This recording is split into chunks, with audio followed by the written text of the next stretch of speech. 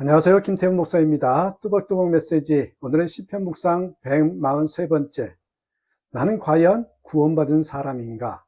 시편 143편 1절에서 12절의 말씀 가지고 함께 뚜벅뚜벅 걸어가겠습니다.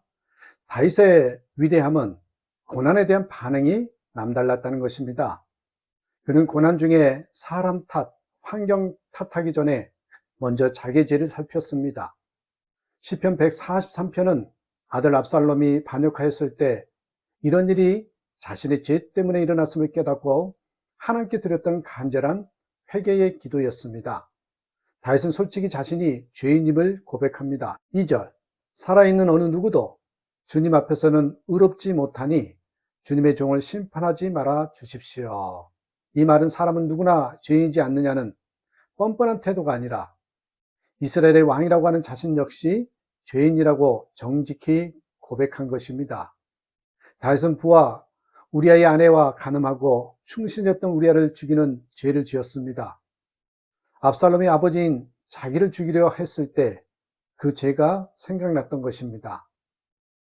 압살롬의 반란으로 다윗은 파멸 직전에 이르렀습니다. 3절, 원수들이 내 목숨을 노리고 뒤쫓아와서 내 생명을 땅에 짓이겨서 죽은 지 오래된 사람처럼 흑암 속에서 묻혀 살게 하였습니다. 내 기력은 약해지고 놀람 심장은 박동조차 멎어버렸습니다. 그러나 이 회개가 있었기에 다윗은 이 파멸의 위기에서 건짐을 받았고 가장 위대한 왕이 될 수 있었습니다. 나는 다윗과 같은 죄를 범하지는 않았어. 그렇게 말하지 마시길 바랍니다. 그런 생각이 얼마나 두려운 것인지 알아야 합니다. 이성봉 목사님은 죄 지은 사람이 지옥 가는 것이 아니고 회개하지 않는 사람이 지옥 간다 라는 말씀을 자주 하셨답니다. 모든 사람이 다 죄인입니다. 그러나 회개하는 사람이 있고 회개하지 않는 사람이 있습니다. 여러분은 어느 쪽이십니까? 살인했거나 간음을 했다면 죄책감이라도 있을 것입니다. 그런 큰 죄를 짓지 않았다면 죄책감도 없을 것입니다. 그러면 정말 큰 죄인이 아닐까요? 예수 그리스도 안에서 거듭난 후 일어난 가장 큰 변화는 내가 큰 죄인이라는 것입니다. 겸손의 표현이 아닙니다.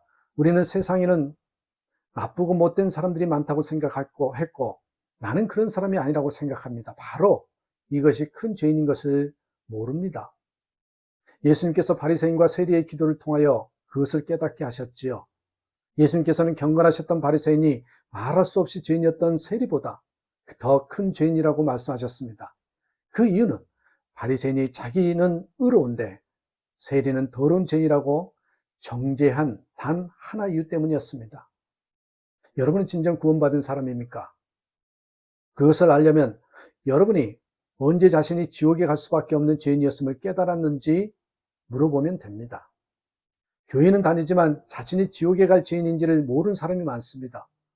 죄를 지었어도 작은 죄를 지었다고 생각하는 사람도 많습니다. 그러니 십자가의 감격이 없고 예수님 한 분이면 충분하다는 것도 실감이 나지 않는 것이죠.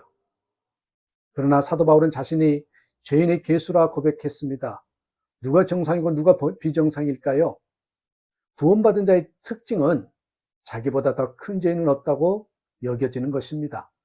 마음에 거하시는 예수님을 알면 회개하지 않는 것이 죄보다 더 무서운 것임을 알게 됩니다. 우리가 다윗의 회개에서 배워야 할 또 하나 중요한 것은 회개하면 하나님께서 반드시 용서해 주신다라는 확신입니다. 다윗은 회개하면서 하나님의 진실하심과 의로우심에 의지하였다고 했어요. 1절, 주님의 진실하심과 주님의 의로우심으로 나에게 대답해 주십시오. 회개하려면 하나님의 자비와 사랑에 호소해야지 왜 하나님의 진실하심과 의로우심에 호소하였을까요? 더 두려운 일이 아니겠습니까?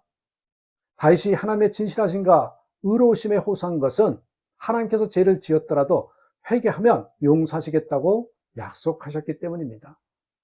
성경은 일관되게 하나님은 용서하시는 하나님이라 증언합니다. 느헤미야 9장 17절, 주께서는 용서하시는 하나님이시라 은혜로우시며 긍휼히 여기시며 더디 노하시며 인자가 풍부하심으로 그들을 버리지 아니하셨나이다.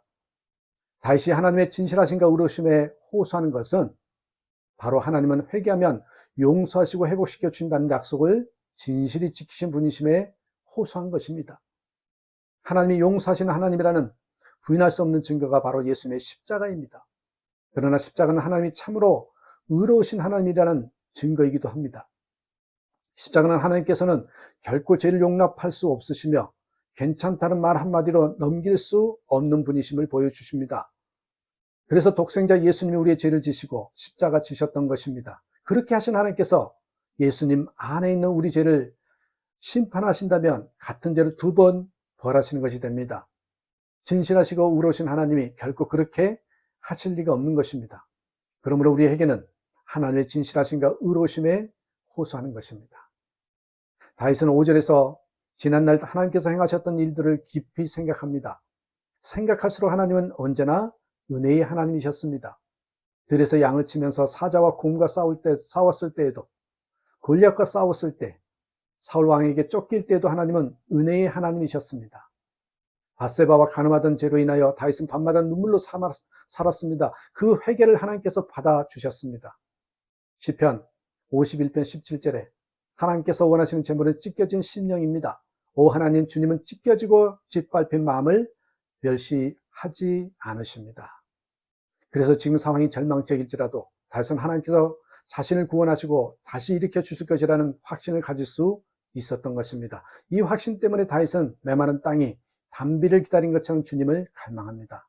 6절, 내가 주님을 바라보며 내 2손을 펴들고 기도합니다. 메마른 땅처럼 목마른 내 영혼이 주님을 그리워합니다. 대단하지 않습니까? 이것이 진정한 회개입니다.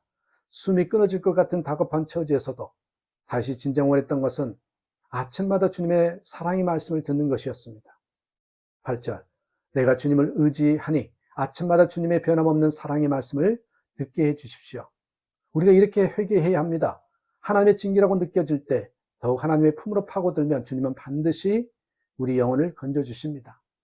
11절, 주님, 주님의 이름을 위하여 나를 살리시고 주님의 의로우심으로 내가 받는 모든 고난에서 내 영혼을 건져주십시오. 다윗의 마지막 고백을 보세요. 12절, 주님은 한결같이 나를 사랑하시니 나는 주님의 종입니다. 큰 죄를 지은 것은 없다고 생각하는 사람은 주님 앞에 가셔야 자신의 진짜 죄를 발견하지 않도록 지금 성령께서 상하고 통회하는 마음을 주시기를 기도해야 합니다.